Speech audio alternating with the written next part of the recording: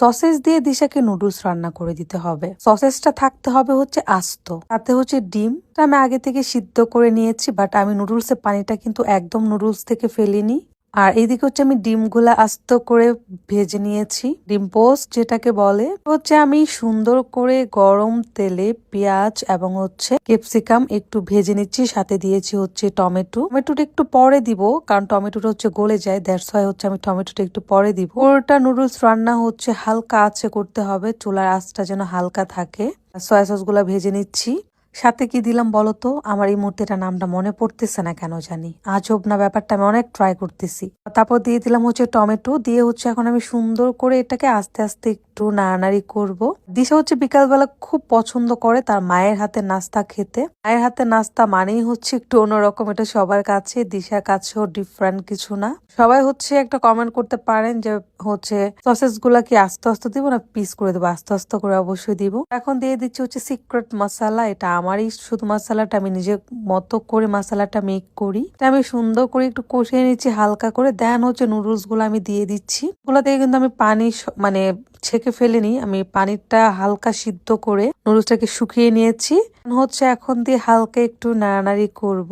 আমার এই নুডলস রান্নাটা বাসার সবাই অনেক বেশি পছন্দ করে। ম্যাক্সিমাম টাইম আমাদের বাইরে থেকে এনে নাস্তা খাওয়া হয়, বাট যেদিন আমি নাস্তা মেক করি বাসায়, কোনো কিছু রেডি করি, তখন বাসায় সবাই অনেক বেশি হ্যাপি থাকে। আমি একটু ডিফারেন্ট ভাবে রান্না করার চেষ্টা করি, এইভাবে দিশাও খুবই পছন্দ করে। তো আমি সসেস গুলা এখন দিয়ে নিচ্ছি। গুলাকে হচ্ছে বেশি ফ্রাই করা যাবে না, হালকা একটু ভাজতে হবে, হচ্ছে সসেসটা মজা লাগবে অনেক বেশি। হচ্ছে আমি সুন্দর করে এটা মিক্সড করে নিচ্ছি, মিক্সড করে দেন হচ্ছে আমি এটা কিছুক্ষণ আমি ঢেকে রাখবো, কারণ ঢেকে রাখলে হচ্ছে নুডলস রান্না প্রায় শেষের দিকে। আর এইদিকে সবাই অনেক বেশি ওয়েট করছে যে আমি কখন হচ্ছে নুডলস নিয়ে যাব। তো আমি হচ্ছে এটাকে আস্ত করে দিয়েছি সসেসটা, কারণ দিশা এইভাবে খেতে খুবই পছন্দ করে, আমিও পছন্দ করি।